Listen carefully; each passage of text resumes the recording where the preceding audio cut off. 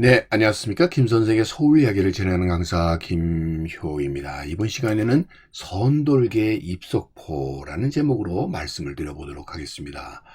김석신의 이 가고 중류도의 이 배경이 되고 있는 이 절벽이 바로 이 선돌개 입석포가 되겠고요. 그 맞은편에 보이고 있는 이 포가 저자도가 되겠습니다. 그 사이로 이렇게 놀이배가 많은 사람들을 싣고 이 한강변에서 물놀이를 하고 있는 모습을 보여주고 있는데요.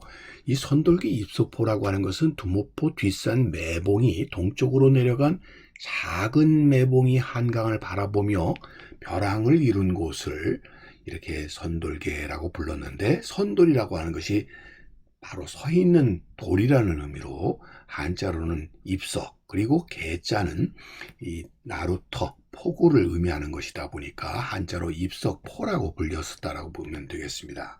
지금의 금호동이 되겠고요. 옛 이름으로는 무수막 혹은 또 수천리라고 불려졌었던 것으로 조선 초부터 입석조어라고 해서, 즉 입석에서 선돌개에서 낚시를 하는 것이 이 한도 시병 중에 한 소재로 이렇게 꼽혔다고 보시면 되겠습니다.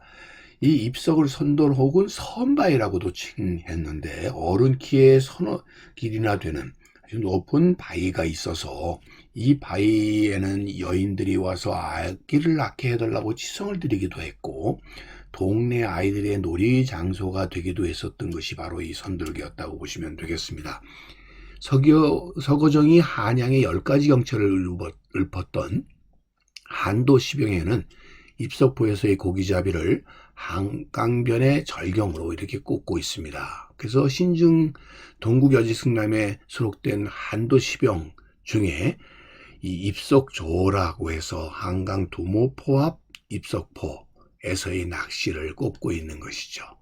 자, 이 동쪽에서 오는 한강과 또 하나 만나게 되는 것이 바로 지금의 중량천이 되겠는데요.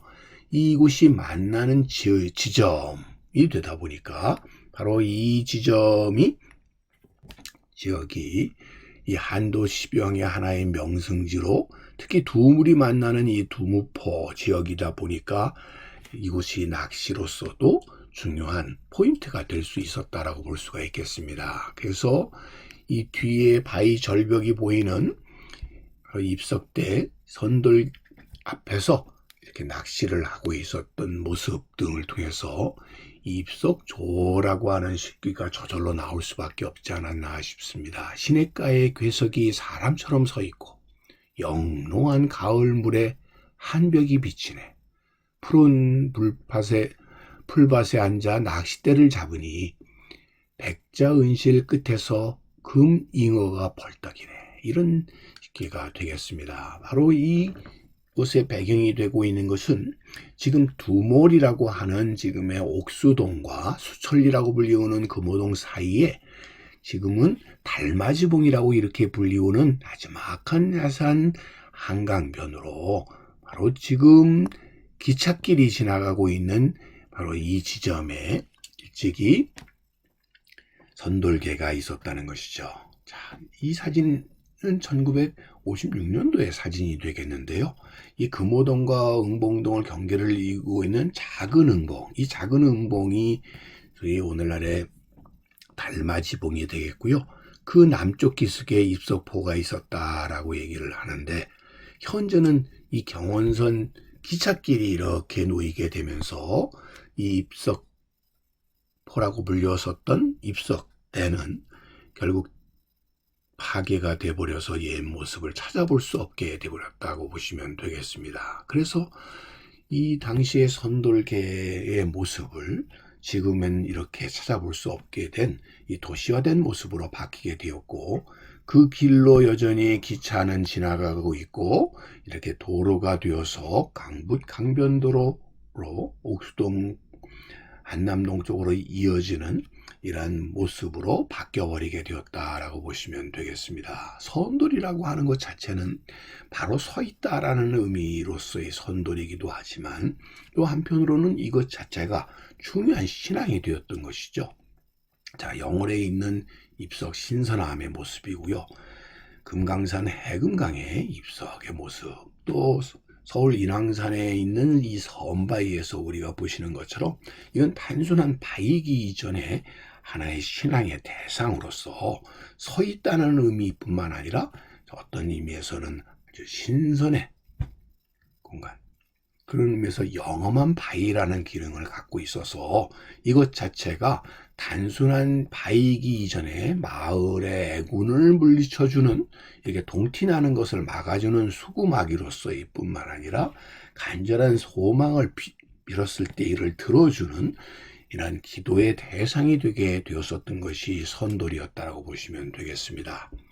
안타깝게도 이렇게 기찻길이 놓이게 되면서 입석포는 이제는 찾아볼 수 없게 되다 보니까 이제 각종 지도에서의 입석포의 위치 자체도 서로 다를 수밖에 없게 되었다라고 보시면 되겠습니다. 카카오 맵에서는 입석포터를 지금 응봉산 팔각정이 있는 곳으로 이렇게 표시를 하고 있습니다. 그래서 그곳에다가 성동구에서도 입석포터라고 하는 표지석을 통해서 이 천연의 낚시터로 이름이 높았던 곳이다. 그래서 입석포는 한천변에 큰 바위들이 사람처럼 서 있다 하여 붙여진 이름이다.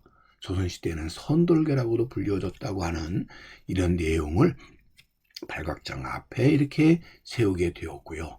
네이버 지도를 보게 되면 도리어 이제는 중량천 건너편, 지금 서울숲 쪽에 입석포를 표시해 놓고 있습니다.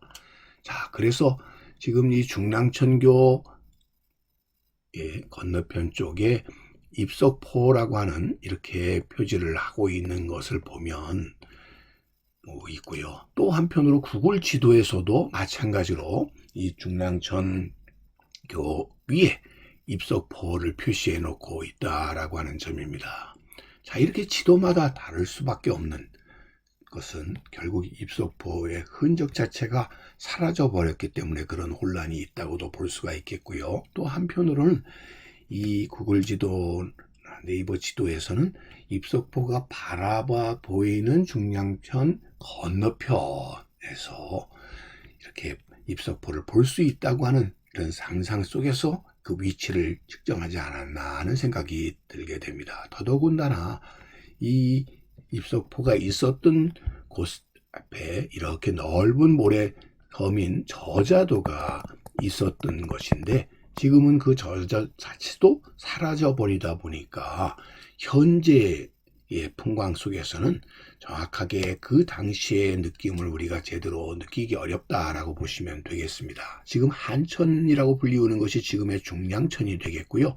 이 저자도가 있는 이 섬 사이로 흘렀던 한강이 만나서 소위 두 물이 만나는 무수막강을 이루고 있었던 바로 그 당시의